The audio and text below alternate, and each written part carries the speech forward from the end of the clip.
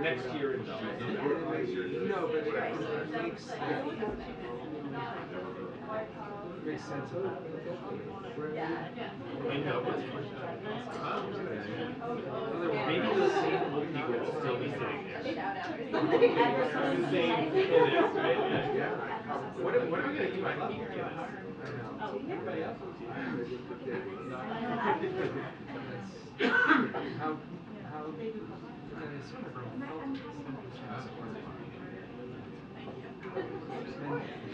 is it Yeah, it's done. It happened last week. and they said they're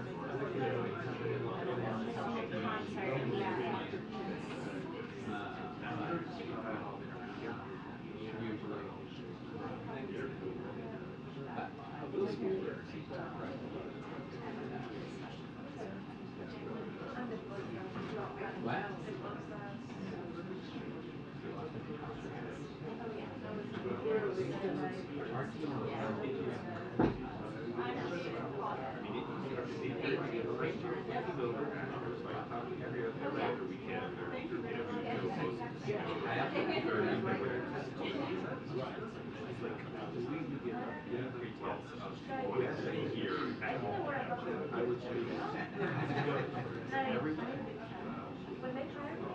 Oh my goodness!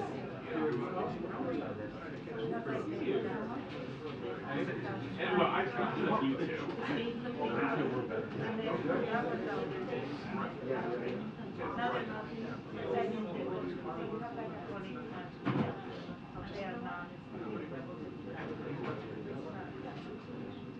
that is been sort of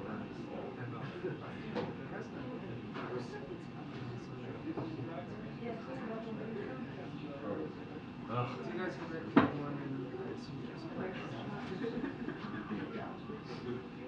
It's actually very similar to Bedminster. Bedminster was also one of those places that you never wanted to really be sent to ever. Okay, I will object. Like toward the end, like I will object. I wouldn't be surprised. 3 press conferences in 4 days. Who cares? It's Bedminster. He brought us in, and he brought us into the golf club. All his supporters and golf club members were standing behind us, literally holding glasses of wine. Yeah. That's true. I feel like she was dating.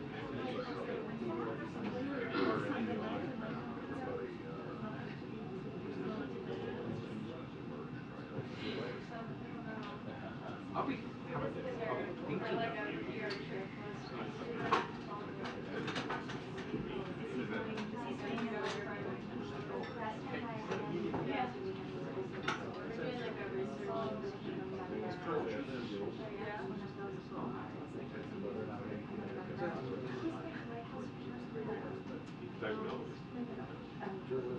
Oh, oh yeah.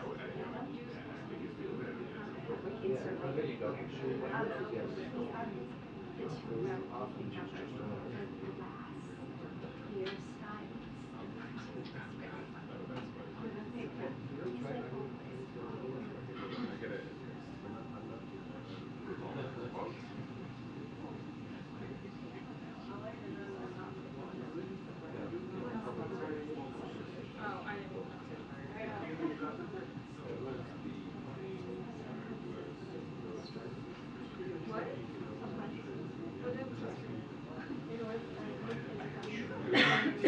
The other day, and I said, oh, I gotta make fun of Colleen, and then I forgot what it was that I was supposed to make fun of. There's so many things. There's so many things.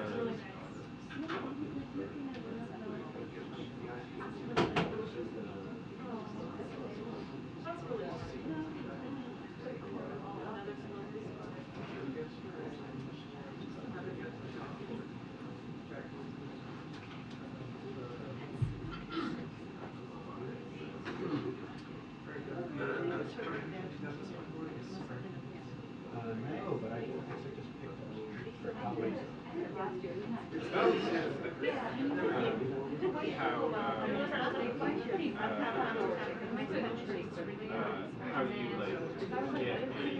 private set of eyeglass viewers, so that you can choose which eyeglass you use. I was gonna like tell you, I need to like have my eyeglass.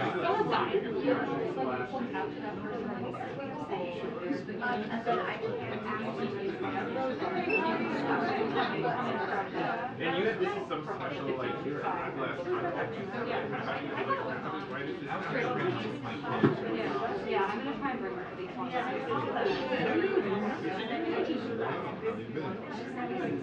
don't know what I'm saying.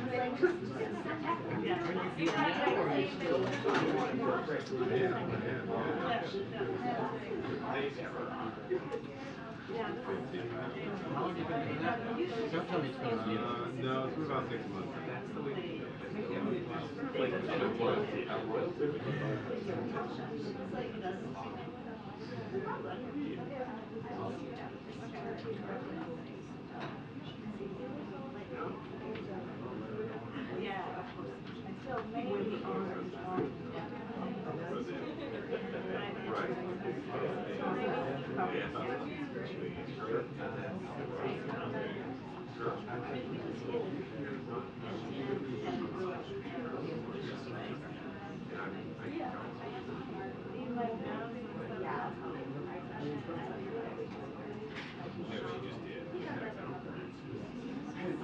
So, I mean, the whole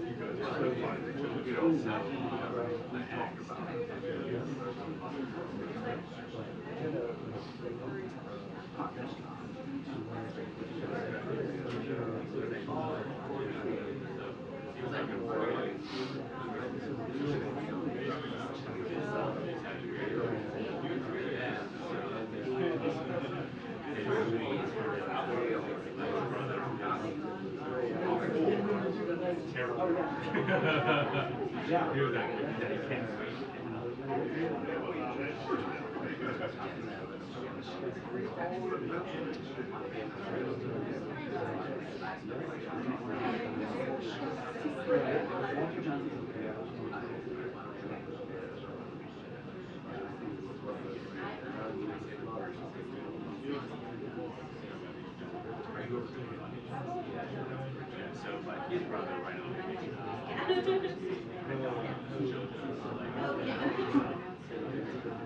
So we visited.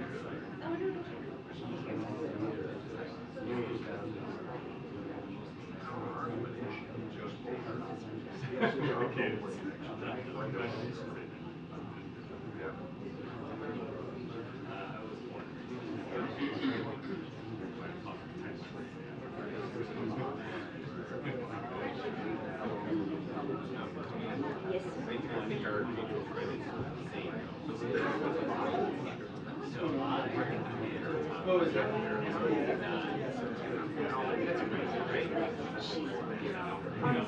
Yes. Really? I mean, I can too, obviously. Yeah, maybe not. I don't know. She's like forest style. She can just No. She was, I was like, I would be bummed like, if I was like, I would be bummed going, somebody else on the vacation, except that I can't run, so go ahead. I told her to just like find an AI online that can like stitch her picture into a running pose and then like just spend the weekend drinking and not actually running. I mean, she'll get to like mile 11 and start moving, but I know. What does it have? Is it 12?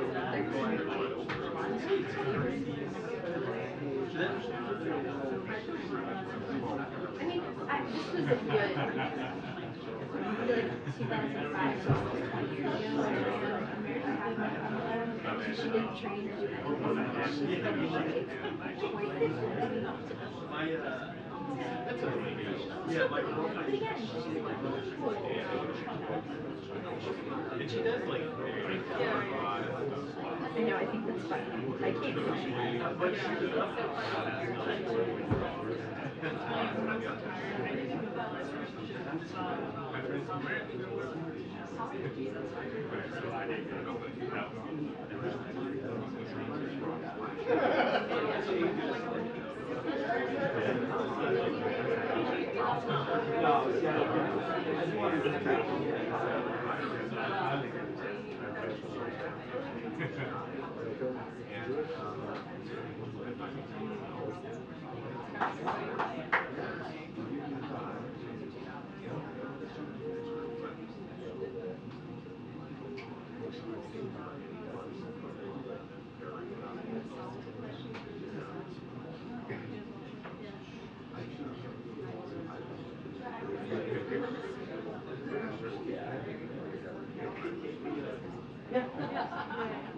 She does never run.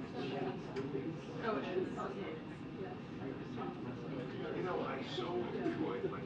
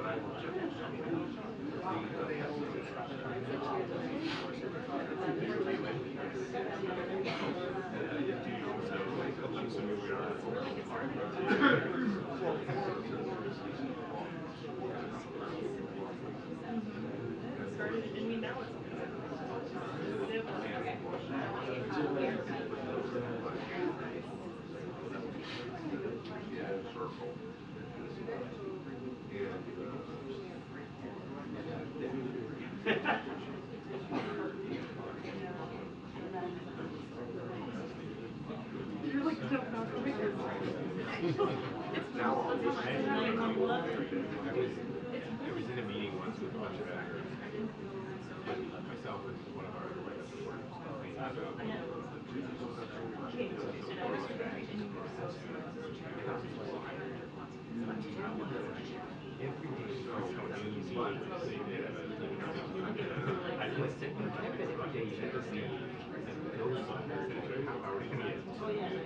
Then you got to the main meeting, it was late to 12:30. And at 12:30 they said it would be 12:45.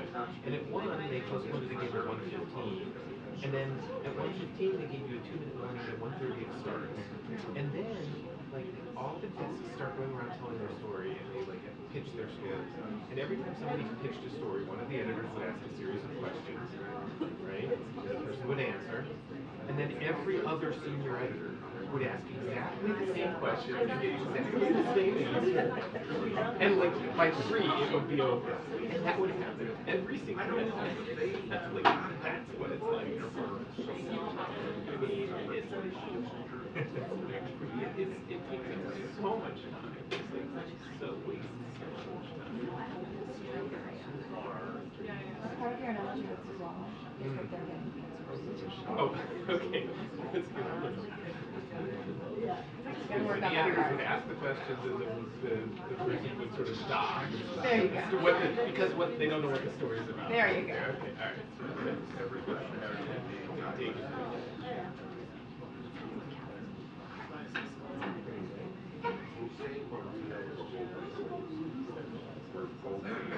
Especially if nothing else.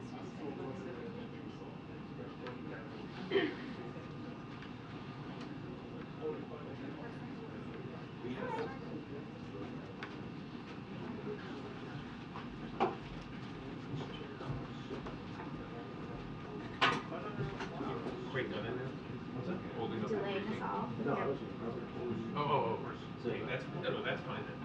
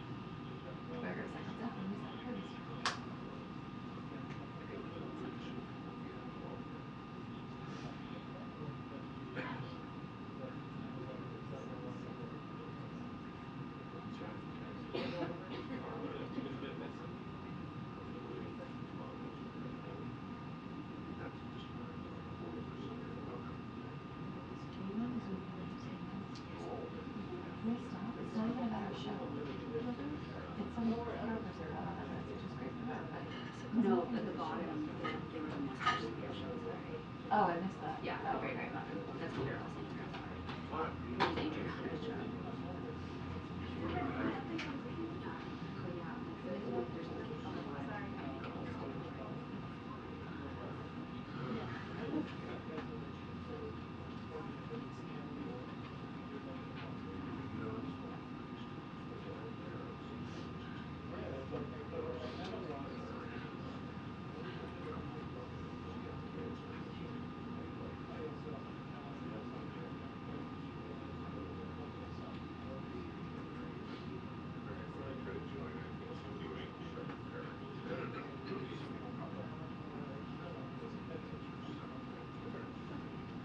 Sometimes like they try to join the press Wi-Fi, it pops up on like 5 people's phones to share.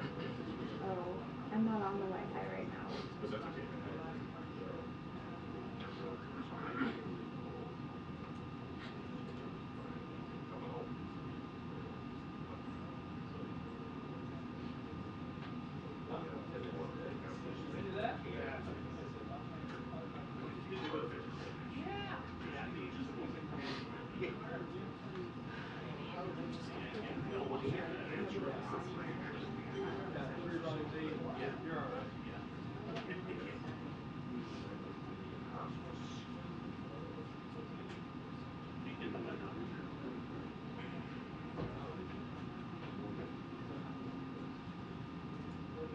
That's the one thing I wasn't really sure because it's great as a picture. That's a cause and effect right there. Yeah. We can finally turn this on. Other than that, they're super good. It's very clever. We fed caribou. That's cool. It was a bit of a time to survive, but it was fun. Yes, that makes sense. Yeah. My friends had never pulled up and I'm like, oh, yeah, $100. Oh, I want to come here. Okay. A lot of money was in that.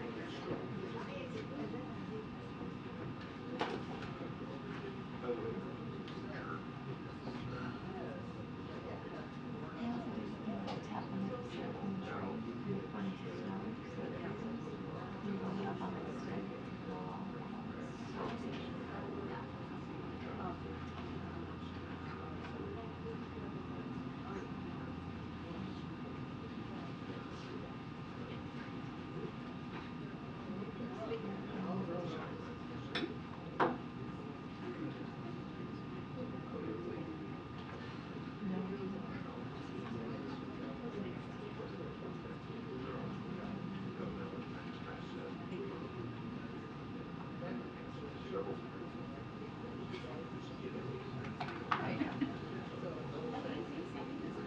That's unusual.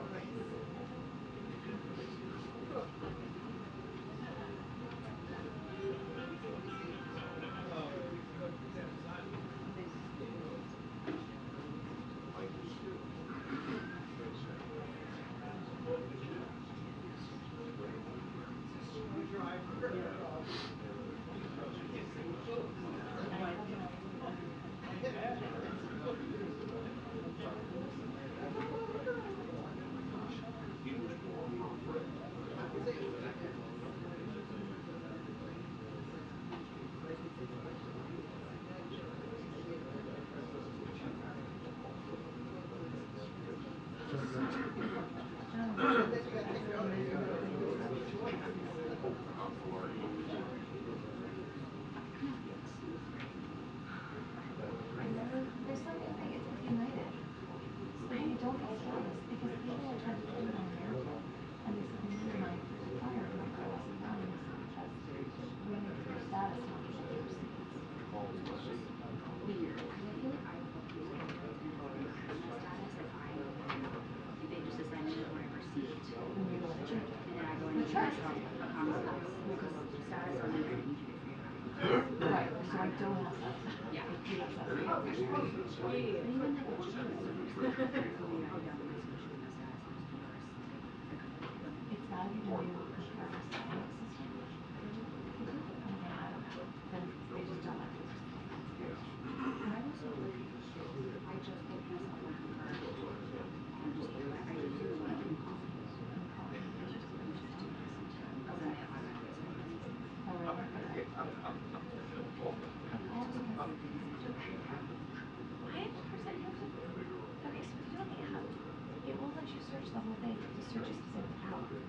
Right, you have to like, To know what you're looking for. yeah, I always think of Okay. do this. Nope. Right, turn it on. My hair issues, when I was going through whether I canceled the compliance, within 24 hours of closing, I would use credits for all this. Yeah. That's weird.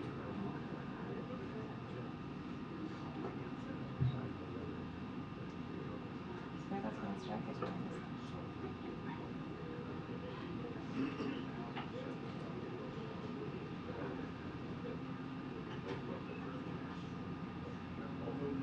The press briefing will begin in 2 minutes. The press briefing will begin in 2 minutes. Thank you.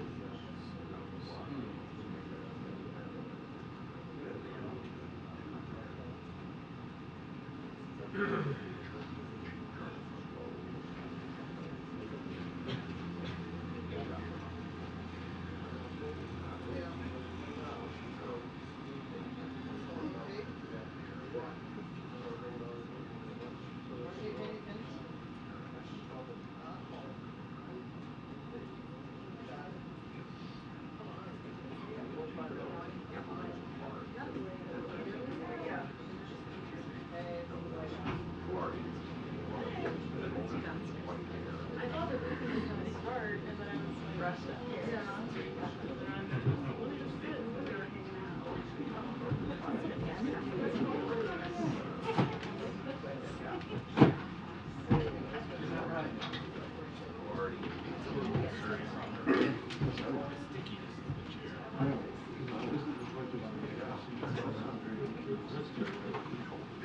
What's up, Pete?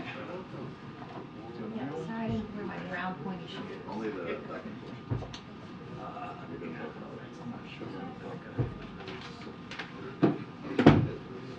I've never been.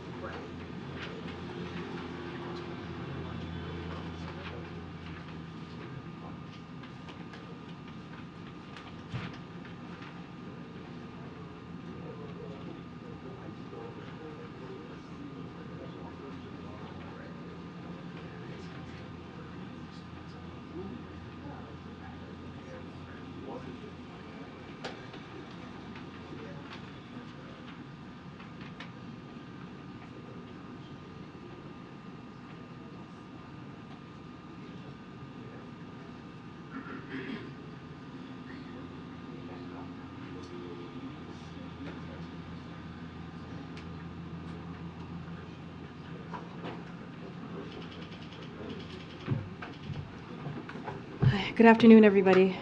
Good afternoon.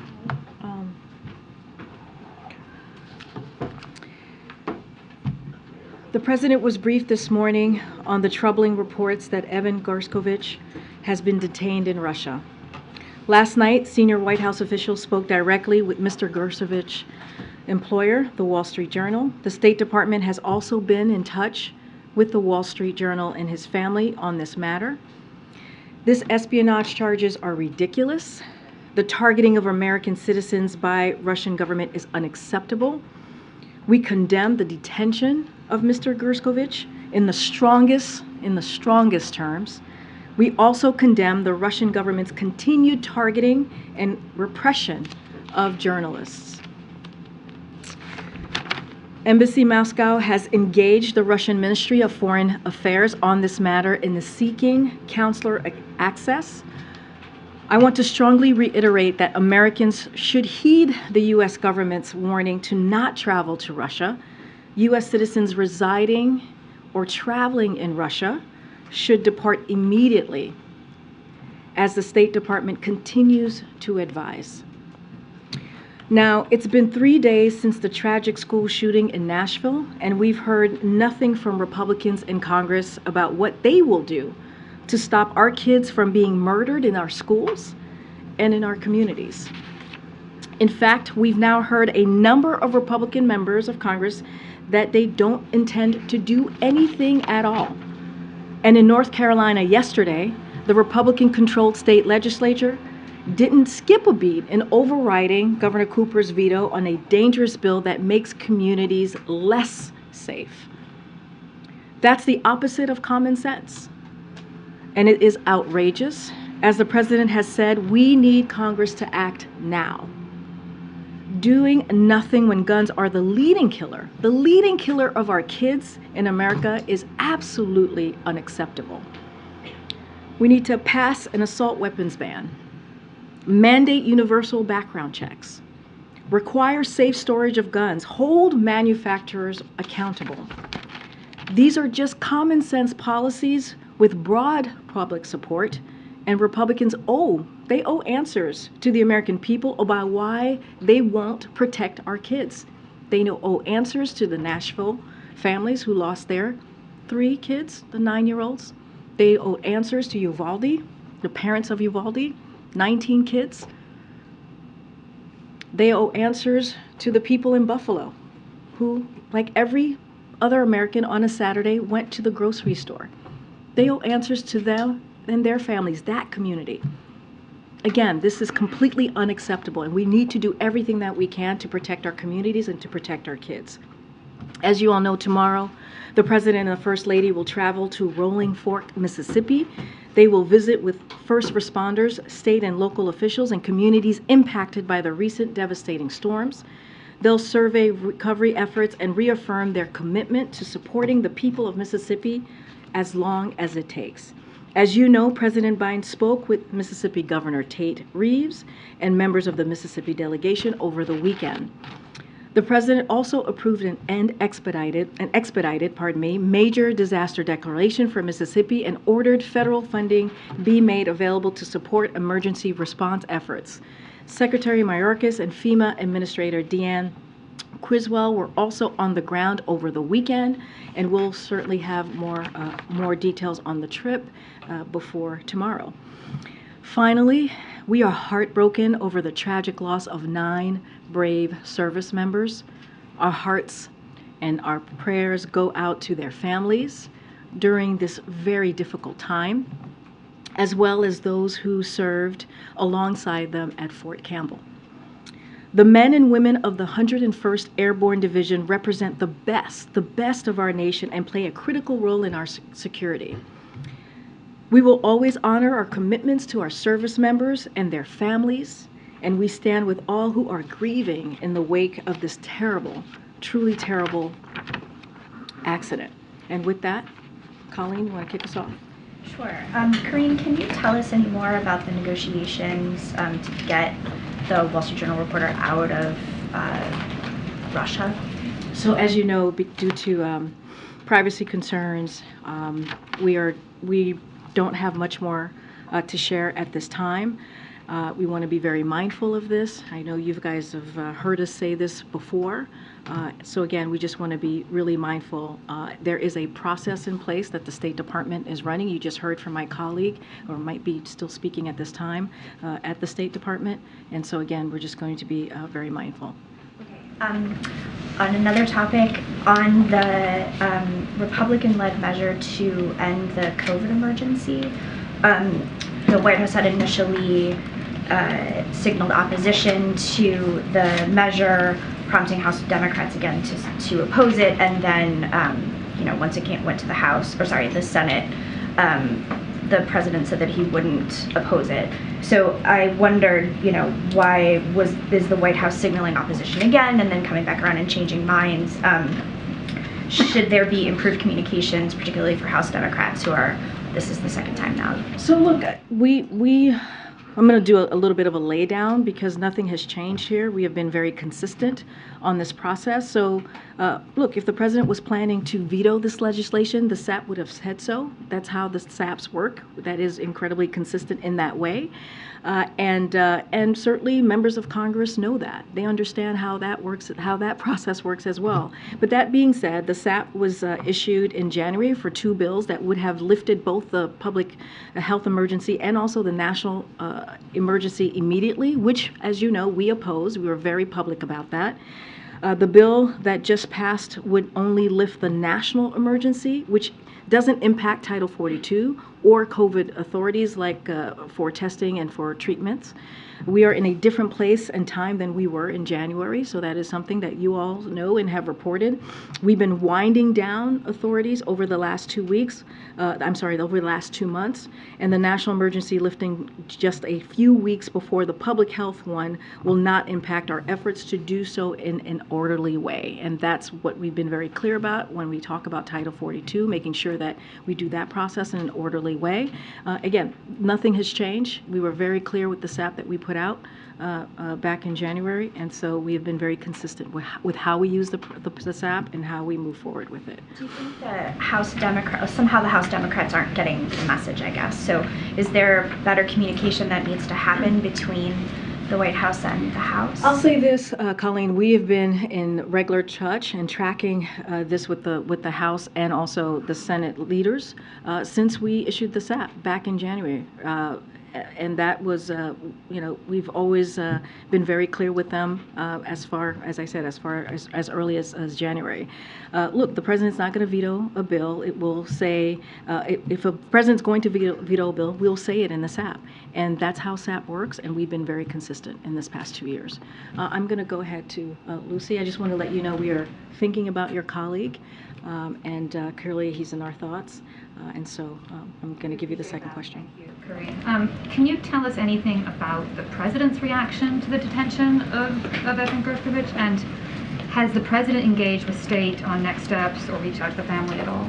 So I will tell you that, as you all know, as I mentioned in my statement, the president has been briefed. He learned about this during the presidential daily briefing with his national security team and advisors who normally provide the daily briefing. I don't have anything else to share outside of that. And are you concerned at all? Obviously, this is the first detention of a U.S. reporter on espionage charges in a very long time. Do you think this marks a turning point or a new low for the relationship with the U.S. and Russia? So look, we don't have any specific indication that journalists would be targeted. As we know, this is incredibly, sadly common for Russia to detain Americans, and that's why we've been very clear not going to Russia. It is not safe for Americans right now in Russia. It is a level 4. My colleague at the State Department spoke to this just moments ago. Again, we're going to continue, the State Department is going to continue to reiterate that. It is not safe at this time to be in Russia or to travel in Russia. Okay, thank you. In regards to the Wall Street Journal reporter being detained, would the administration call this a hostage situation? Same. I mean, he's being detained, and we have been very clear. There's no reason to believe that those charges are accurate. The espionage are accurate. I don't want to speak beyond that, and certainly we will have more information when we get it. There are privacy concerns, so we just want to be very mindful on how we speak about this. And John Kirby mentioned this earlier. This is not a new tactic from Putin and Russia, but this is the first time we've seen Russia detain an American following the prisoner swaps that secured the release of Trevor Reed and Brittany Griner. Is there a concern here at the White House that if the U.S. continues to engage in prisoner swaps, Russia will be emboldened to detain Americans as leverage? So look, detaining Americans, as my colleague said, my NSC colleague said, is a tactic Russia has used for a long time. It is nothing new. When you think about Paul Whelan, you think about Trevor Reed, they were taken prior to the prior administration, under the prior administration. And so, as you all know, we're still working very hard to bring Paul home. That is something that we are committed to. You've heard that from the president. You heard that from the Secretary of State. You've heard that from my colleagues at NSC. And so right now, our best best tool to prevent this is to make sure that we are discouraging anybody to travel to Russia, and we will continue to be clear about that. But again, this is a tactic that they have been using for some time now. Does this complicate Paul Whelan's situation? Look, as you know, those conversations are incredibly sensitive, and so we're going to be very mindful. We are still very much committed in bringing Paul home. He was wrongfully detained. We have been very clear about that, but not going to get into details on those conversations. Yep. And last one, is the administration reaching out to others for support? For instance, Governor Bill Richardson, who's been involved in other releases before. Is that something the administration I don't have any outside conversations to speak to. You heard directly from the State Department. This is something, when it comes to these types of events, that the State Department runs and leads. So I will, and also with our NSC team here, so I will leave it to them to speak to that. Thank you. Karine, is it the administration's view that this reporter is being wrongfully held, or is that still a determination that's in progress? So there's a process that the State Department runs, and we're going to let that process move forward. So I'm not going to get beyond that. Okay, and then another topic. Do you have any response to the article that was written by Senator Joe Manchin, where he particularly the conclusion that he made that the administration is improperly putting the Inflation Reduction Act measures into place right now? So let me just first say we have a respectful, a productive relationship with Senator Joe Manchin, and we are very proud of the Inflation Reduction Act and our shared goals and values that the President signed into law, as you know, this past summer, and a couple of things that we are incredibly proud of: promoting America's energy security, strengthening supply chains, creating good-paying manufacturing jobs, and investing in energy communities and towns across America that have been left behind. You hear the President talk about building an economy from the bottom up, the middle out, and making sure no one is left behind. This is what the Inflation Reduction Act shows and proves. And so we're going to continue to work with Senator Manchin on those shared priorities and values, including reducing the deficit and the permitting reform, which are both part of the President's budget. Again, we are very proud of the work that we've been able to do with the Senator, and I'll leave it there. And finally, do you have any reaction to the federal judge striking down part of Obamacare, in particular the part about providing certain preventative care to people? Yeah, a couple of things. We do have some things that we want to put out there. DOJ and HHS are reviewing the decision made by the judge in Texas earlier today, but we want to be very clear. This case is yet another attack on the Affordable Care Act, which has been the law of the land for 13 years now. 13 years. In fact, as all of you guys know, the Supreme Court has upheld the legality of the ACA 3 times. They've had to do that 3 times in those past 13 years. And because of the ACA, you see 150 million Americans have access to preventative care like cancer and heart disease screenings. 60% of people use a preventive care service under the ACA every year. That's 60% of Americans across the country. Preventive care saves lives, it saves families money, and protects and improves our health. This case gets between patients and their doctors. That's what it gets. It gets involved in a decision that patients and their doctors should be making. It's yet another attack on the ability of Americans to make their own healthcare choices. Efforts to undermine this requirement are wrong, and they take us backwards, not forwards. So the administration will continue to fight to improve healthcare and make it more affordable for working families, even in the face of these attacks by these special interest groups that we see out there. Go ahead, Phil. Hey, Karine. Just one on what happened with Russia, and then one on banking. But the first one, can you give any sense of when the administration was first informed that this happened, and then also what the timeline was for the first time you guys reached out to your counterparts in Russia to flag this as an issue as you pushed for consular access? So I don't have a specific timeline for you at this time. I can tell you that the President was briefed on this during his presidential daily briefing this morning. Besides that, don't have any specific breakdown on when the counterparts, when the State Department or NSC connected with their counterpart. But look, this is a priority for this administration. regardless of whether someone has received a wrongful detention designation, the State Department seeks consular access for all Americans held abroad, and that's what we're waiting to do. That's what we're fighting for, to get that consular representation for Evan at this time. And then on the bank regulatory proposals that the President directed towards the banking agencies today, it was made repeatedly clear that the agencies had the authority under law to implement those without any congressional legislation. If that's the case, and if we were attacking the former administration for rolling it back, why did it take until a crisis to decide that these are things that need to be done? Let me just say, unfortunately, the Trump administration regulators weaken many important common sense requirements and supervision for regional banks, like Silicon Valley Bank and Signature Bank, whose recent failures led to that. We have experts out there who have said those rollbacks were a cause of the recent bank failures. That's what we're hearing from experts out there themselves. So just want to be very clear. It's not just us who are saying that. That's what the experts as well are saying. So today, the President is urging the banking regulators to consider reforms that will reduce the risk of future banking crises, stronger liquidity and capital requirements, annual stress tests, living wills, and stronger supervision.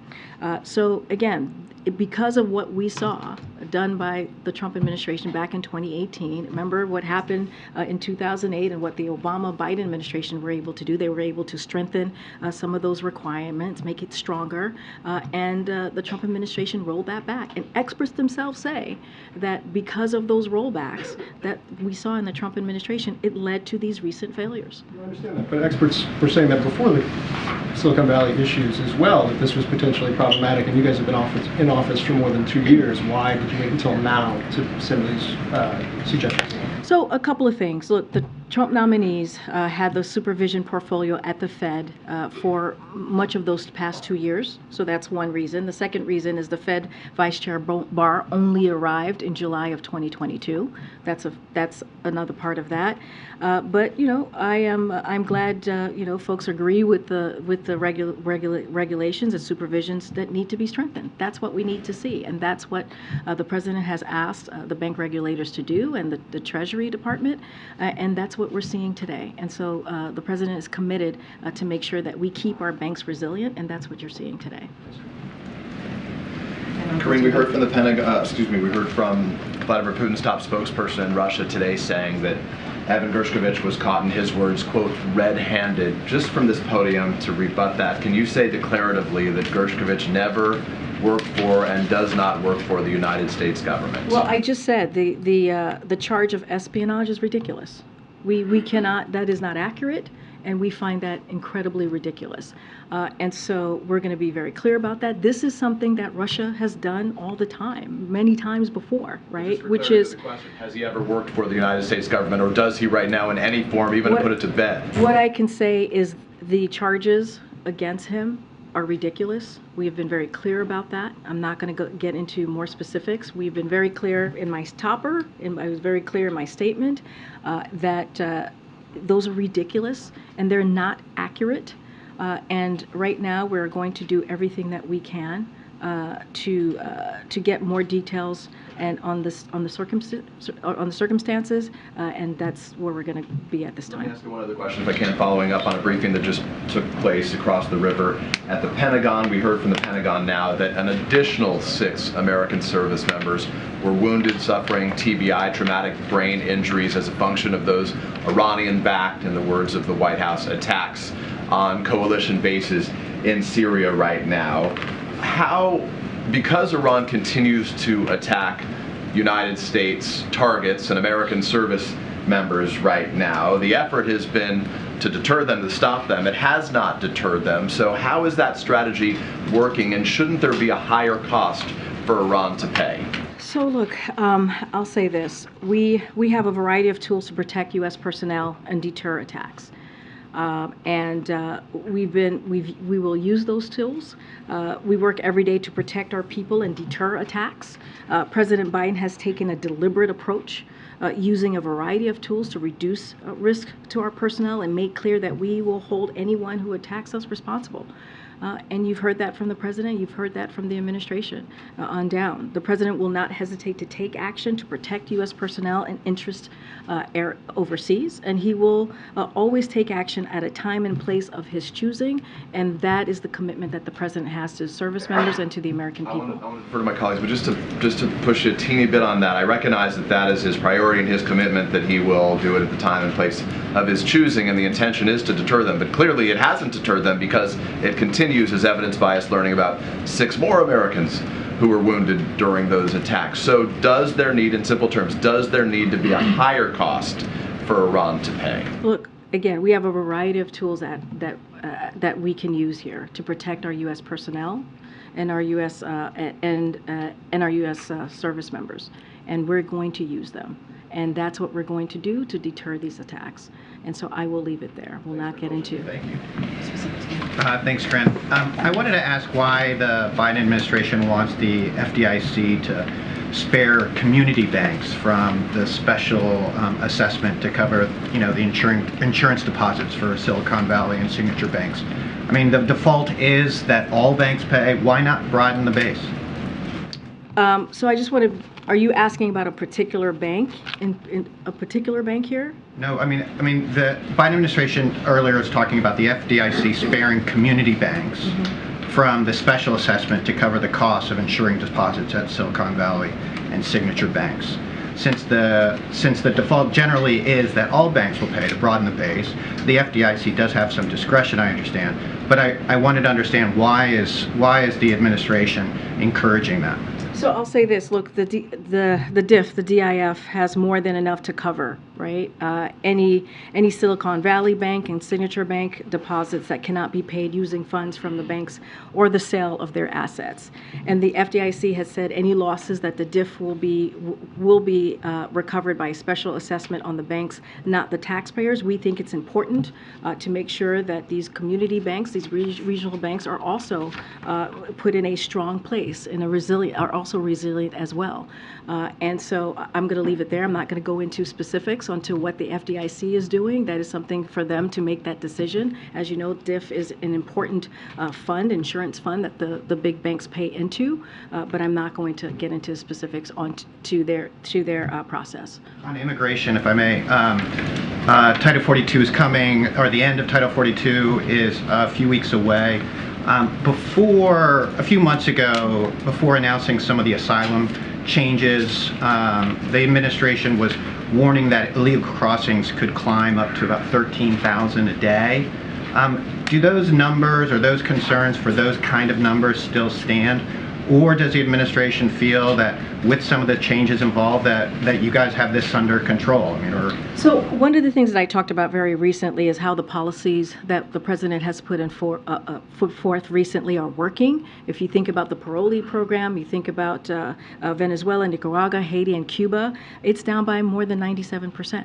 And it's down by 70% for El Salvador, Guatemala, and Honduras. So what we're seeing is the president is using the tools that have been presented to him that he's able to use from the executive level without the help of Congress, Republicans in Congress who have gotten in the way and are not helped at all to deal with this issue. The program that he's put forth, we see them working. The data shows that. Now, is there more work to be done? Absolutely. That's why we are always asking Congress to act. The president, again, put forth a comprehensive immigration reform on day one. That's how seriously he took this issue, and they refused to come to the table. So there's a way to move forward and really deal with this issue, but Republicans in Congress refuse to do that. But again, the programs that we have put forth are working, and now we are moving forward, and DHS is moving a process forward to what it would look like once Title 42 is lifted. Just simply, does the administration feel prepared for the end of Title 42? Well, that is what DHS is working on. That is what their processes are going to show and be. As you know, it's going to be lifted on May 11th, and that is something that the president is looking towards DHS to make sure that we're ready to go by May 11th. Can I please follow up on that? Thanks, Karine. On Evan Gershkovich, has he been designated as wrongfully detained, and is Roger Carstens working on his case? So First of all, there's a process that the State Department is running. We got to let that process go. My colleague at the State Department spoke to this already moments ago, so we got to let that process. We have to make sure that we get the information. The most important thing at this moment is to get a counselor to Evan, and that's what we're working on. There's actually a big push by the Foley Foundation and families of other detainees, those who believe their family members have been wrongfully detained abroad, for the Levinson Act to be reformed on Capitol Hill, to provide it with more resources and for wrongful detainees to be designated more quickly. Is that something the administration supports? I don't have anything to share about the Levinson Act. What I can say is, and I said this moments ago, regardless of whether someone has received a wrongfully detention designation, the State Department it seeks counselor access for all Americans who are held abroad. That is a commitment that you will see from the State Department, and that is a commitment that you'll see from this president. And that's what we're working on right now for Evan. Yeah. Thanks, Karine. Two questions. First, related to the president's trip to Mississippi. Rolling Fork is a city that is predominantly black, and the median income is $38,000. There are many communities like Rolling Fork that are, susceptible to these type of natural disasters caused by climate change. What does the administration say to these type of communities who are concerned that they could see the same type of devastation that we saw in Rolling Fork? So, look, we've been very clear. Our hearts go out to those families who lost so much. As we all know, it is unfortunately, one of the poorest areas in the country. And that is something that the president understands and that his administration understands. And I think it is important to also note that that's why the president's economic agenda is so important. That's why the president has been very clear on how he sees this economy growing, making sure we don't leave communities like Rolling Fork behind. And you see that in every policy that the president has been piece of legislation that he's been able to get passed, that it does not leave anybody behind. It invests in communities like Rolling Fork. It invests in making sure that we are creating good paying jobs. And that's what you're going to hear, especially as we talk about the Invest in America tour. That's what you're going to hear from our secretaries across the administration who are traveling this week and the next 3 weeks. That's what you're going to hear from the president, the vice president, the first lady. And we're going to make it really clear, this is how we're going to invest in America. This is how we're going to invest in communities like Rolling Fork. And also, it makes it so important, if you think about the Inflation Reduction Act, when you think about fighting climate change, that is one of the biggest, it's so historic, right, because it does the most piece of legislation, now law, to fight climate change. And so this is something that we're going to continue to fight for and continue to work towards as we move forward in this administration. And the Kentucky legislature overrode the governor's veto of a bill that restricts aspects of trans youth gender affirming care and the use of bathrooms. I know that the White House released a proclamation for Trans Day of Visibility. There is a march happening tomorrow to commemorate this day, but also to protest these type of bills that are continuing to be passed and advanced in legislatures across the country. What is the White House's message to these lawmakers that are passing these bills and to those who are taking to the streets to protest them? So look, first of all, we support peaceful protest. We think it's important for Americans and people just across the country to make their voices heard, just as long as it's peaceful. And we've been very clear about these anti-LGBTQ bills that we're seeing in state legislatures across the country, in particular these anti-trans bills, as they attack trans kids, as they attack trans parents. It is shameful, and it is unacceptable. As you mentioned, tomorrow's Trans Visibility Day, on a day that we should be lifting up our trans kids, our trans youth, and making sure that they feel seen. We're seeing more and more of these hateful bills. And that's what Republicans want to spend their time on. They don't want to talk about lowering costs. They don't want to talk about actually making Americans' lives better. They want to take away people's freedoms. And one of the things that we saw during the midterm elections is that people don't want their freedoms to be taken. They want us to fight for their freedoms. And so it is shameful, it is disturbing, and our hearts go out to the trans community as they are under attack right now. But this is a president who has said many times before he has their backs. He will continue to have their backs, and he will continue to fight for them. And his record shows that. Okay. Go ahead. Thanks, Karine. Does the president plan on vetoing the House bill that would overturn DC's police reform law? That is something that he is planning to do. As I've mentioned many times before, I think a couple weeks ago I mentioned that he was looking at it, but the president believes that building community trust is integral to fighting crime. That is something that you've heard him say. The president believes that we should fund the police and give law enforcement the resources they need for effective accountable community policing, and at the same time should not weaken penalties for gun crimes. So while he does not support every provision in the DC policing bill, he will not support congressional Republicans' efforts to overturn common sense police reform, such as banning chokeholds, limiting use of force and deadly force, requiring the timely release of bodily worn camera footage, and requiring officer training on de-escalation and use of force. So Congress should respect DC's rights to pass measures that improve public safety and public trust, and the president will veto this resolution if it does reach his desk. Quick follow-up. You said that he doesn't support all of the provisions in the bill. Could you be specific there, just because the police unions are saying that this would strip their ability to collectively bargain around disciplinary hearings? I don't have the specifics to share with you at this time, but look, the president has been clear that he believes it's very integral to have the trust, the community to have the trust in fighting crime. And that is something that is very important. Trust should be at the center of this as we're talking about police reform. And so, again, he doesn't agree with all the provisions, with every provisions, but if it comes to his desk, he will indeed veto. Continue to go back. Yep. All right, thanks, Karine. So earlier you mentioned your opening statements, Republicans not taking any action when it comes to gun violence. Well, I know the president talked to Senator Blackburn earlier this week. We got an email today saying that Senator Blackburn's introducing the Safe School Act with the other Tennessee senator. Bill establishes a $900 million grant program that will allow both public and private schools to train and hire veterans and former law enforcement officers to protect schools. Does the administration have a stance on that? I'm going to be very clear here. The president has said over and over again, look, let me even step back a little bit further. We have done 24 executive orders in the past 2 years, this president has, to do everything that he can to protect communities and our kids.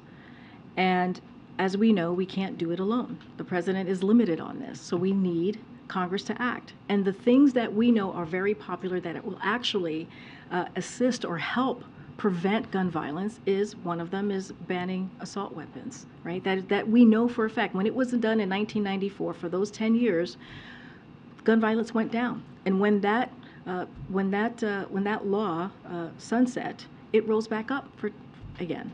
So we know what works, and that's why we've been calling. The president has been calling for the assault weapons ban, and this is something that Republicans won't move on.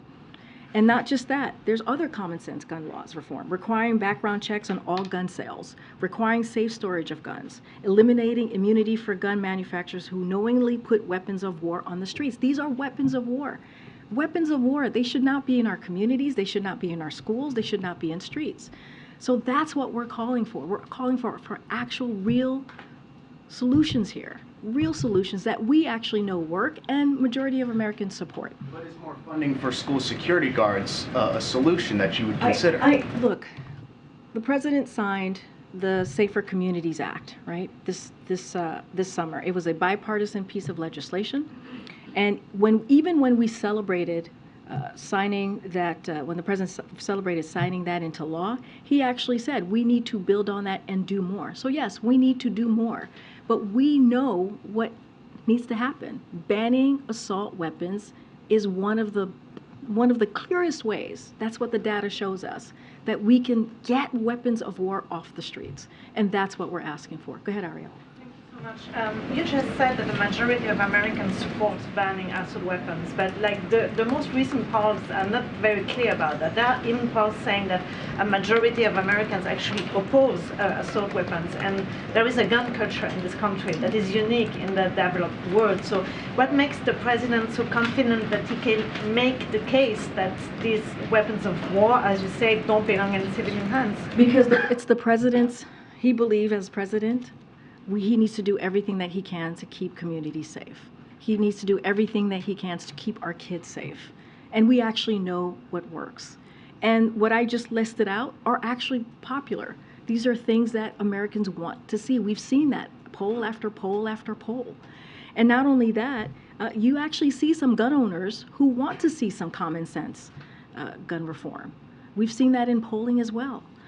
And so, look, we believe, the president believes that we have to do everything that we can to stop this epidemic that we're seeing in our streets, to stop this epidemic that we're seeing in our schools, to stop this epidemic that we're seeing in our churches. And this is one way that multiple ways that we feel that we can get to a place where we're keeping that promise and keeping Americans safe. So earlier this week, Reuters reported that the administration has become increasingly frustrated with Mexico in a dispute over energy trade. Reuters reported that USTR is planning on making a final deal. Is the U.S. prepared to use tariffs if Mexico won't budge? I don't have anything to share on that. I'm not gonna comment on. More broadly, is the administration at all frustrated with Mexico, kind of over energy, kind of also, fentanyl? How are they working with Mexico in that sort of realm? And those are pretty big policy areas. I guess just where does the administration stand with Mexico right now? So look, the president was just in Mexico recently, back in January. You saw him at the summit with the president of Mexico, AMLO, and also the prime minister of Canada, and you saw them interact. They had a very, productive meeting, productive summit, and Mexico is one of our closest allies. There are things that we're going to agree on, and there are things that we're going to disagree on. I don't have anything more to share on those specific items. What I can say is that, again, they are one of our closest allies, and we will continue to have a close relationship. Thanks, Karine. Yesterday we saw the First Lady in Nashville attending a vigil in the community that just saw this shooting take place. Does the president intend to also go to the community to meet with families and pay his respects? We don't have anything to share on travel to Nashville at this time. As you saw, the First Lady was in Nashville yesterday to mourn with the families, offer her condolences. She thought it was important to go and to be there with the family. This is something that she and the president has done far too often in the first 2 years. And the message that she sent, that we sent clearly to Nashville, is that we will be with them today, tomorrow, and the upcoming weeks. We know how difficult it is when a community deals with that type of devastation, gun violence devastation, and you never fully recover. And we will be with them for as long as it takes. Speaker McCarthy also spoke with reporters on Capitol Hill about the shooting, and he said there needs to be a conversation on mental health, and that he doesn't think a piece of legislation would solve this. I think the nation working together to solve problems that are much bigger than us. Does the White House have a response? Wait, say that last part? Say that last part? The nation working together solves a problem that is much bigger than us. Yeah, we agree that working together, Congress and Republicans and Democrats working together to solve a big problem like our kids being killed is important. Look, this is a president you've heard him talk about mental health and how important it is to deal with that issue. This is an administration that's put that front and center in how we see the needs of Americans across the country, especially of what Americans have gone through with the pandemic over the last 3 years. But when it comes to this issue, when it comes to gun violence, it's just silence from the other side. When it comes to banning assault weapons and actually doing the work to deal with getting weapons of war. Again, weapons of war off the street. They come up with excuses. And so we're ready to work with them. The president has always said he's ready to work in a bipartisan way to deal with an issue, again, that's killing our kids. So if he wants to have a good faith conversation on that, we're willing to have it. Thanks, Karine. I wanted to also ask about some comments that Speaker McCarthy made on Capitol Hill. He was talking about the debt limit talks, and he said he didn't know how much more easier he could make it for the White House. And then he said he would bring lunch to the White House and, quote, would make it soft food, if that's what the president wanted. It's being interpreted as a dig at the president's age.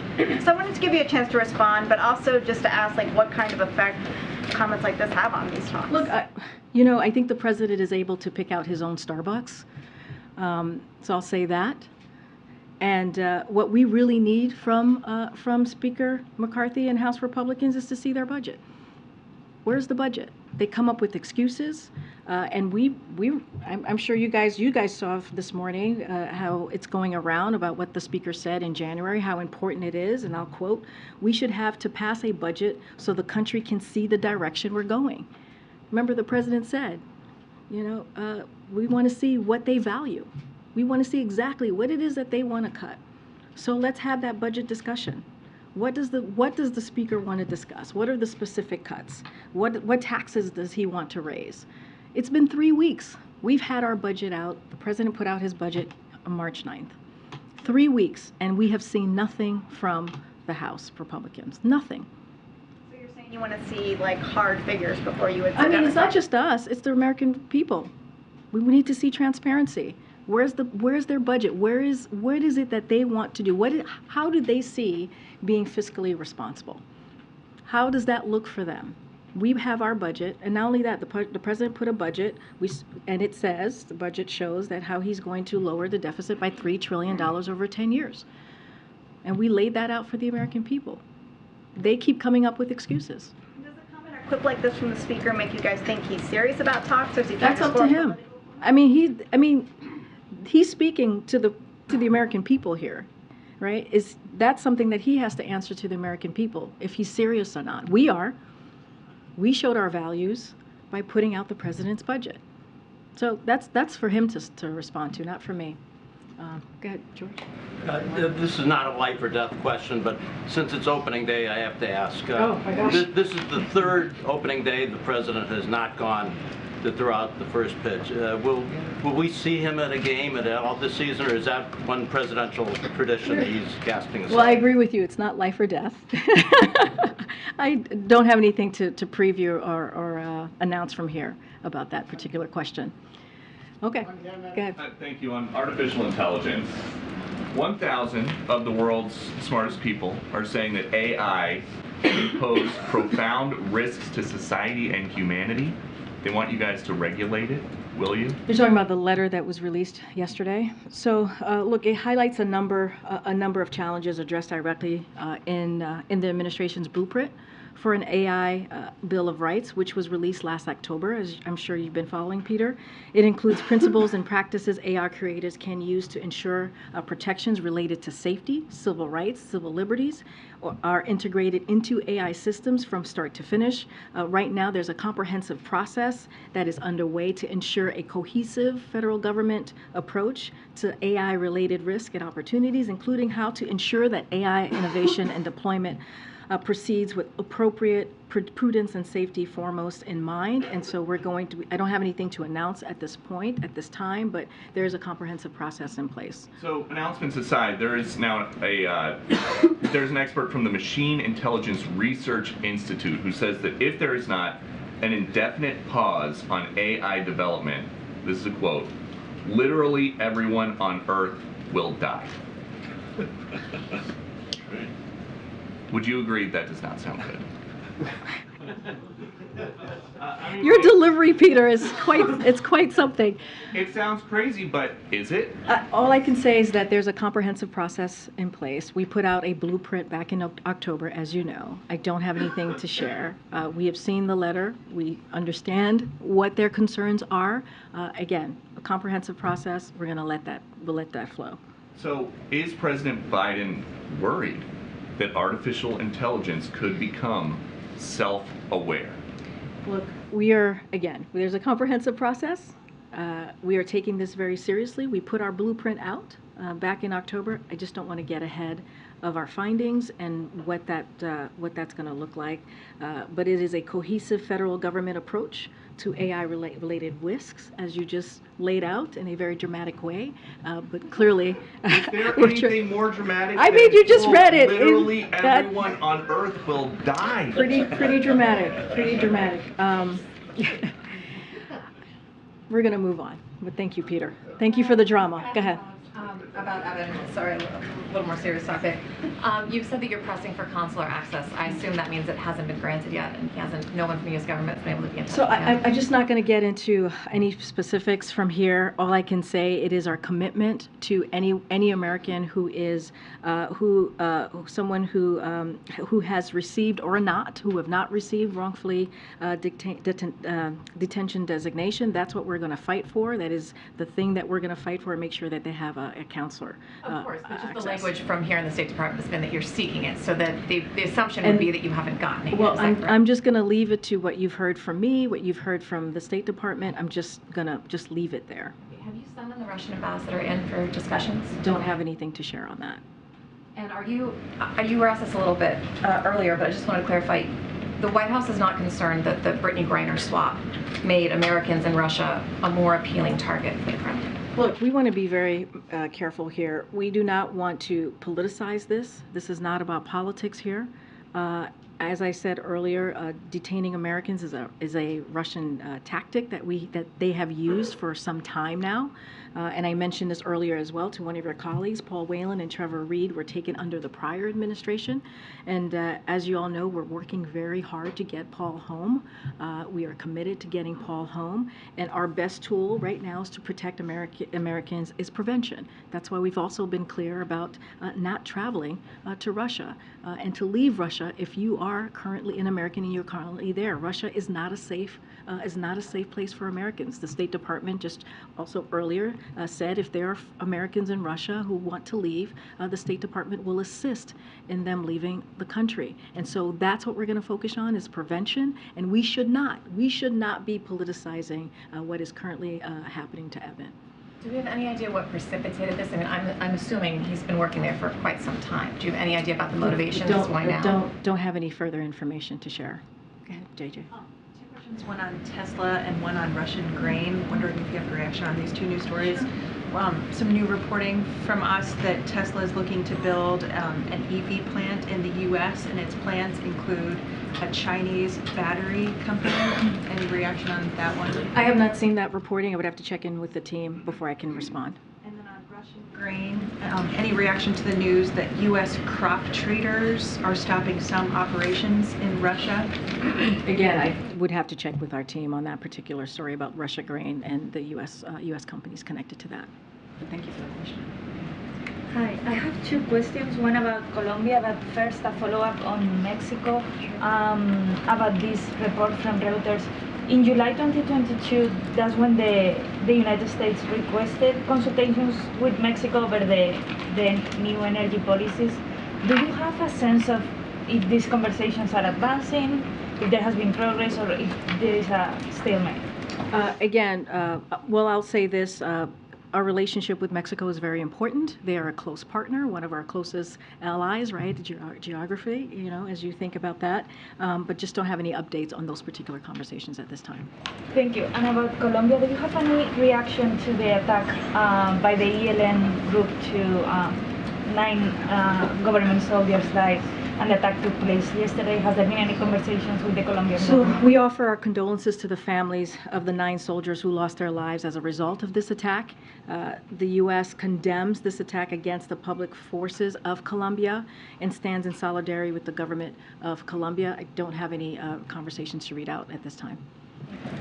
Go ahead. Yeah, thanks, Karine. So H.R. 1 passed the House earlier today, and the House Speaker said it would open up permits for drilling and lower energy prices and it was bipartisan. So if it's bipartisan, why wouldn't the president sign it if it hits his desk? Look, I talked about this earlier in the week, specifically about our thoughts about H.R. 1. I don't have anything else beyond that to share. What I stated, I think 2 days ago stands. Just don't have anything else to share. On the debt ceiling, it's been 58 days since there was a meeting between the House Speaker and the President on the debt ceiling. We're talking about the full faith and credit of the United States. We're talking about a serious issue. Why not? Why doesn't the president just call for a meeting? You're right. We're talking about the full credit. Wait, let me answer. I heard your question. We are talking about the full credit of this nation, which is why we believe that Congress should not hold this up. It should be done without conditions. There should be no negotiations. Both Democrats joined Republicans 3 times in the last administration to lift the debt ceiling. That's what should be happening. It is their constitutional duty to get this done. We should not be negotiating on the debt ceiling. We should just not be doing that. The president has been clear. Now, again, if Republicans in the House want to talk about the budget and how they see moving forward with the budget in a fiscally responsible way, we're happy to have that conversation. We've said it over and over again. It has been 3 weeks. Where is their budget? Show us the budget. They have not been able to do that. Again, 2 separate issues. The debt ceiling is something that is their constitutional duty to do on behalf of taxpayers, on behalf of the American people. They should get that done without conditions and without having to negotiate. Okay. Thank you. Thank you for taking my question. I have a question about the Taiwanese President Tsai. I understand the White House thinks this is not uncommon. This has happened 7 times before. But my question is that this is the very first time that Taiwanese President is meeting Speaker of the House on U.S. soil, who is the 3rd in succession of U.S. Leadership hierarchy. How do you explain that this is the same as things that happened before? Look, President Tsai's visit is going to be private and it's unofficial. So I'm not going to speak to who she's going to be meeting with. And so that is something for her office to speak to, the Taiwanese Authority to speak to, and for any of the congressional members. So I'm not going to speak to that. What I can speak to is that we see no reason for Beijing to turn this transit, which is consistent with longstanding U.S. policy and practice, into something that is not. They should not overreact. We have seen this happen, at least with this current president, 6 times. 6 times she has made this transit. There's been no change to our one China policy. It still stands. And again, there is no reason for China to overreact. Just a quick follow-up. Yeah. I understand that White House does not confirm there was a phone call between National Security Advisor Jake Sullivan and Wang Yi of China. I understand that. My question is that, and I also understand that White House does not issue a readout for every single call. My question is that what is the criteria when it comes to the White House that values the transparency so much that the ones that issue a readout and the ones that don't, in general? Well, let me just first say I'm not going to be confirming a call from here. Just want to be very clear. My colleague said this. My NSC colleague said this very thing at the podium yesterday. And yes, we do believe in transparency. But again, I don't have a call to confirm at this time. Thank you, Karine. I have 2 questions. First, another readout thing. So the Vietnamese newspaper have been reporting that President Biden had a call with the head of the Vietnamese Communist Party. And we haven't seen White House release anything yet. Just, see if that call did happen and will there be a readout? Because it's kind of a big deal. Let me just check with the team on that. I don't have anything further. Second question on Russia. Yep. So on April 1st, this Saturday, Russia is set to take on the presidency of this Security Council and the UN. Does U.S. believe this is acceptable, and how are you preparing to deal with Russia's new presidency next year? So I do have a couple of things to say about that. We urge Russia to conduct itself professionally during its scheduled presidency in April, and for the Council to continue to continue its important work on a number of issues of peace, security across the world. That said, we expect Russia to continue to use its seat on the Council to spread disinformation and to try to distract from the attempt to justify its actions in Ukraine.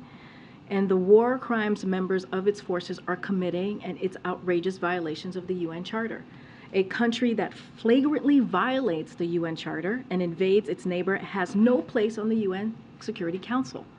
Unfortunately, Russia is a permanent member of the Security Council, and no feasible international legal pathway exists to change that reality. That is what we are living with currently. As unpalatable as it may be to see Russia presiding over the Council, the reality is this is a largely ceremonial position, which rotates to Council members month by month in alphabetical order, and that's what we're seeing in April. The United States will hold the Council presidency in August of 2023, which I'm sure you are tracking. Let's try and call on somebody I haven't called on before.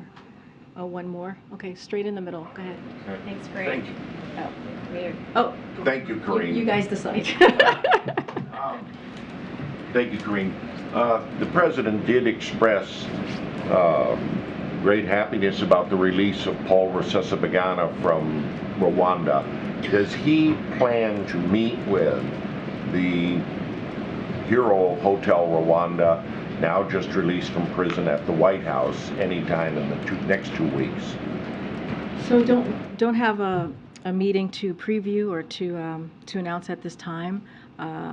But we were to your point, we were very satisfied with the release, but don't have anything to share about a meeting, an upcoming meeting with the president. Does the president play any significant role in this in talking to President Kagame?